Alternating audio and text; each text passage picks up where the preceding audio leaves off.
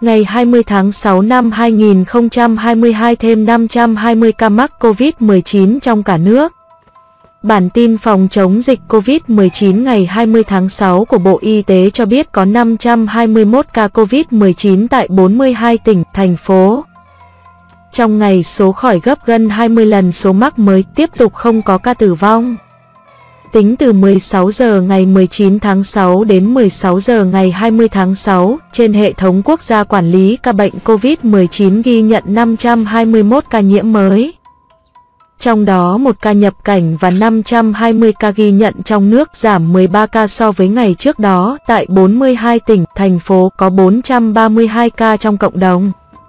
Các tỉnh, thành phố ghi nhận ca bệnh như sau: Hà Nội 141, Đà Nẵng 27, Phú Thọ 27, Yên Bái 24, Quảng Ninh 23, Hải Dương 22, Hưng Yên 20, Nghệ An 17, Nam Định 15, Thái Bình 14, Thái Nguyên 14, Lào Cai 13, Bắc Ninh 11, Quảng Bình 11, Bắc Giang 10, Hà Giang 10, Bạc Liêu 9, Vĩnh Phúc 9, Hải Phòng 9, Quảng Ngãi 9, Thành phố Hồ Chí Minh 8, Lâm Đồng 8, Sơn La 7, Thanh Hóa 7, Cao Bằng 6, Bắc Cạn 6, Hà Nam 6, Tây Ninh 5, Hòa Bình 5, Ninh Bình 5, Tuyên Quang 5, Bình Định 3, Khánh Hòa 2, Điện Biên 2, Vĩnh Long 2, Hà Tĩnh 2, Quảng Nam 1, Bình Phước 1, Bình Dương 1, Bà Rịa Vũng Tàu 1, Bến Tre 1, Hậu Giang 1.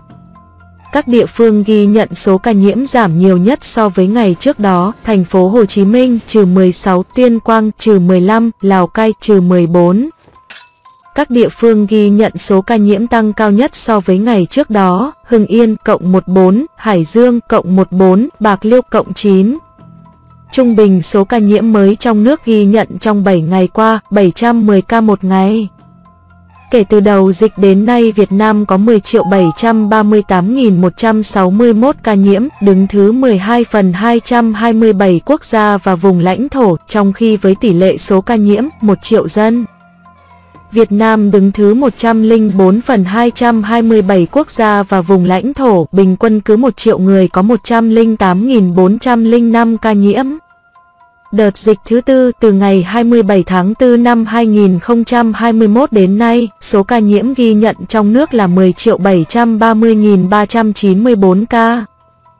Trong đó có 9.608.583 bệnh nhân đã được công bố khỏi bệnh.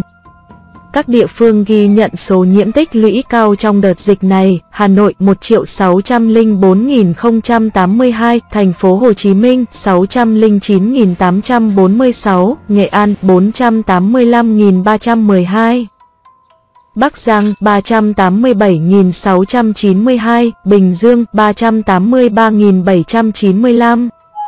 Bệnh nhân được công bố khỏi bệnh trong ngày 9.770 ca. Tổng số ca được điều trị khỏi 9.611.400 ca thở oxy qua mặt nạ, 27 ca thở oxy dòng cao SFNC, 5 ca thở máy không xâm lấn, 1 ca thở máy xâm lấn, 3 ca ECMO, 0 ca. Từ 17 giờ 30 ngày 19 tháng 6 đến 17 giờ 30 ngày 20 tháng 6 ghi nhận 0 ca tử vong. Trung bình số tử vong ghi nhận trong 7 ngày qua 0 ca. Tổng số ca tử vong do COVID-19 tại Việt Nam tính đến nay là 43.083 ca, chiếm tỷ lệ 0,4% so với tổng số ca nhiễm. Tổng số ca tử vong xếp thứ 24 phần 227 vùng lãnh thổ. Số ca tử vong trên 1 triệu dân xếp thứ 130 phần 227 quốc gia, vùng lãnh thổ trên thế giới. So với châu Á, tổng số ca tử vong xếp thứ 6 phần 49, xếp thứ 3 ASEAN, tử vong trên 1 triệu dân xếp thứ 25 phần 49 quốc gia. Vùng lãnh thổ châu Á, xếp thứ 4 ASEAN.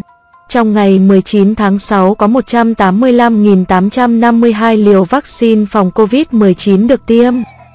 Như vậy, tổng số liều vaccine đã được tiêm là 225.836.499 liều, trong đó Số liều tiêm cho người từ 18 tuổi trở lên là 202.337.437 liều, mũi 1 là 71.489.416 liều, mũi 2 là 68.834.614 liều, mũi 3 là 1.508.287 liều, mũi bổ sung là 14.968.118 liều. Mũi nhắc lại lần 1 là 43.647.711 liều, mũi nhắc lại lần 2 là 1.889.291 liều. Số liều tiêm cho trẻ từ 12 đến 17 tuổi là 17.522.049 liều, mũi 1 là 8.955.297 liều, mũi 2 là 8.566.752 liều. Số liều tiêm cho trẻ từ 5 tháng 11 tuổi là 5.977.013 liều, mũi 1 là 5.100.371 liều, mũi 2 là 876.642 liều.